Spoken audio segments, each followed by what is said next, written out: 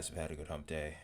So, I remember mentioning earlier today, I made a video this morning that I wasn't going to be able to really give you guys a good look into November like I was promising. That video may have to be on hold for a little bit. However, I did do a little bit of digging around, and while I'm not a big fan of using this model, I could maybe give you guys a slight idea of what to expect here. Of course, with that, I'm also going to talk about the rest of this month and some things to look out for.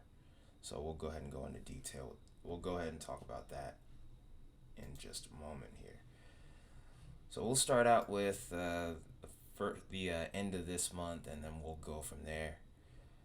But this right here is our anomaly map. Go to this one a lot. It's one of my favorite maps to go to because you can kind of get a look at the different air masses that are moving around, bigger storm systems.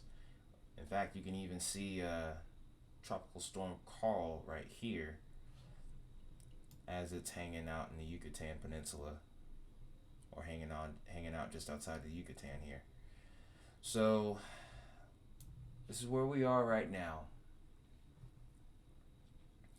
We're looking at currently Arctic plunge that's staring us down right now, or Arctic blast that is staring us down right now, and this will be moving into the northern plains and the Great Lakes region. And one thing I want to note with this storm system that makes this really interesting is the fact that there's two low pressure areas right here, and this is important because this is also going to sneak down into the northern plains from the border of Canada here. And for the most part, this will bring in a storm system that will start out as rain, but there's going to be some cold air that ends up wrapping around the backside of this, and will be bringing in a little bit of snow, maybe even some measurable snow. In fact, I do think it's likely that it'll be measurable snow for a lot of areas around northern Minnesota, Wisconsin, the UP of Michigan, and maybe even further into the Northeast as well. This is our first storm system. It's a smaller Arctic plunge that goes in, and then you're thinking, okay, this isn't really going to do much anything. That other storm system has a little bit of warm air behind it. We have potential for some severe weather. But guess what? Just when you think that it's going to make its way all the way to the east, this Arctic blast says, no, I'm not done yet. Calls in some backup, so to speak, and then even the southeast isn't exempt from this at this point. You could be dealing with temps that could be potentially 20 to even 30 degrees below average, which is absolutely insane this early on.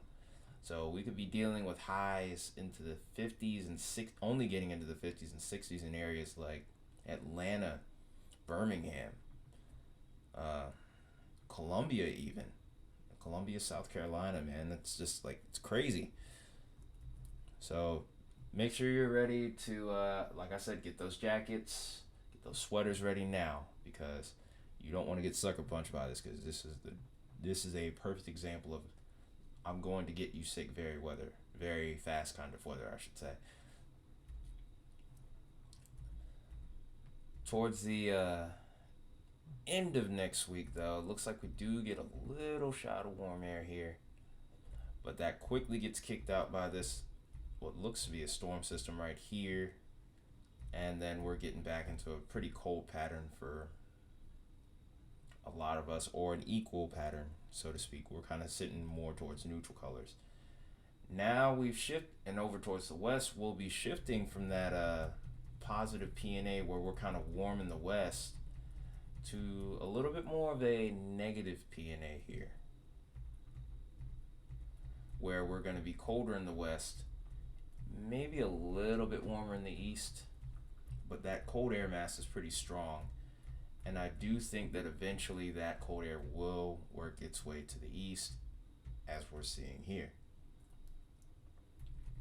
Now, one thing I did find pretty interesting right here is there was hints of a little storm system popping up in this region here. And we'll cover it a little bit more closely when I go to this next model here.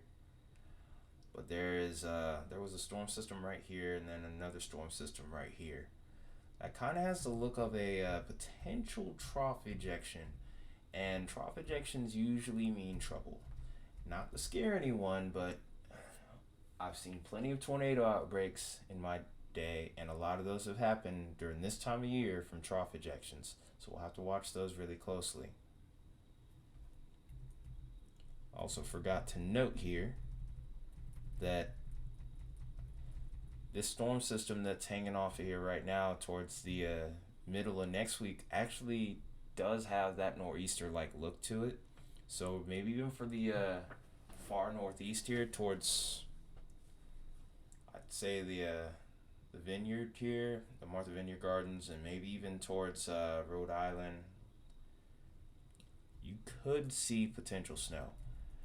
Don't quote me on that, but that could be what's going on here. But given the fact that we're about 200 plus hours out, I'm not gonna jump on that bandwagon just yet. And that's an interesting feature right there as well. GFS operational here has the look of yet another coastal storm popping up here close to the end of the month.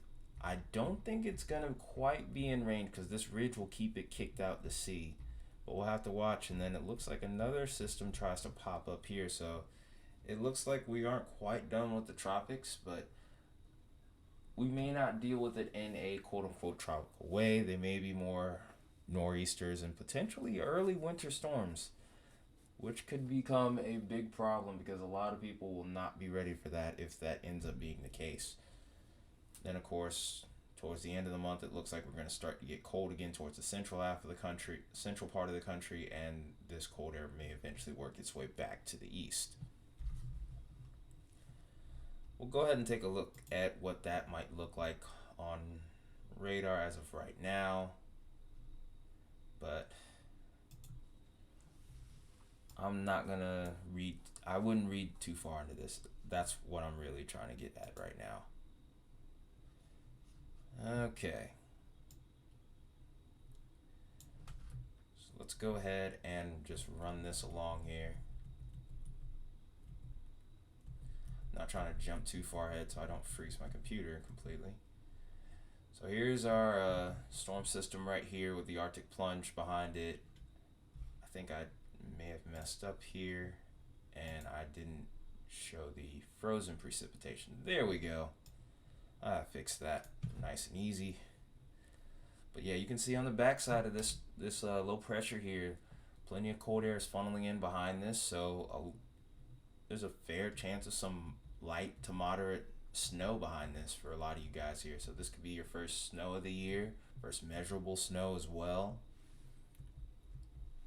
And then we also might be looking at a potential severe weather system coming in around the 23rd. I'm mainly looking towards the 24th for potential any sort of potential severe weather outbreak maybe. I'm using that with a grain of salt, but this definitely has the look of a severe weather event over here, mainly towards the Ozarks in the southeast. We'll have to watch that really close. But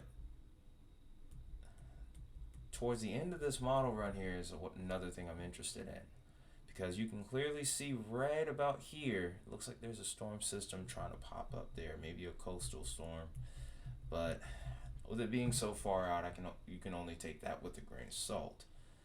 But as I've been saying before, business is about to pick up. Time's running out to prepare. I'm telling you, you want to make sure that you have all your jackets and your sweaters ready, because there's going to be some times here where it's going to be really cold in areas where you wouldn't be expecting it to be cold. Alright, so let's go ahead and take a look now at what the CFS has to show us here. Now, you definitely want to take this model with a grain of salt, because look how far out this thing goes. This thing goes out about as twice the length of the GFS, but you can't even rely on the GFS on the long-term model run sometimes. So definitely don't get too hung up on what I talk about here. I'll be watching these events really closely, of course, so yeah. Anyway, we'll go ahead and start talking about that trough ejection that I've been referring to here. Interesting, that last model run isn't really showing it now. Because what I'm mainly looking for, these little bowling balls right here, these are big storm systems off to the south, off to the southwest, and what you would look for is a big storm system like this right here to merge with this one. That's called phasing, and then you would see this, you would be looking for this piece of energy here to tilt this way towards the southeast. That's what you call a negatively tilted trough. Negatively tilted troughs often cause some pretty nasty severe weather outbreaks. And when a storm phases like this one, you can get a little bit of everything. You could even get a winter storm out of it. It's a little early in the year for that kind of thing to happen, so to see any look similar to that right now kind of gets my attention for sure. And we do kind of see that towards the further out into the GFS, maybe even towards the end of the month. But again, like I said, with as far out as we are, I can't really latch onto that much. And see, you can even tell just from looking at this right here, things are a little wacky. There's areas of warm air between these two cold shots here, between this storm system and this cold shot here, but this does look pretty robust. So I'm maybe looking at a Halloween storm here, maybe even some severe weather towards the central plains. And then towards the end of that, this looks like it becomes a trough ejection and kicks this little ridge that the CFS has set here out of the northeast. And then it could be setting the stage for yet another cool down around the northeast. However, it also looks like the jet stream starts to retreat back to the north here, and we're going to be in a little bit more of a warm dominant pattern until about a week or two into November. Then this looks like a huge cold shot tries to take hold around the northeast. This doesn't hold long. This is the kind of weather pattern that we expect for this time of year. We're going to be flip-flopping a lot, and this is usually the time of year where you usually get sick because of that. Your body just doesn't know how to adjust, so definitely keep the layers on you. It's going to be very important. But that's pretty much what November looks like as of right now. When the CPC comes out with a forecast with its first forecast for November, I'll make another video on this.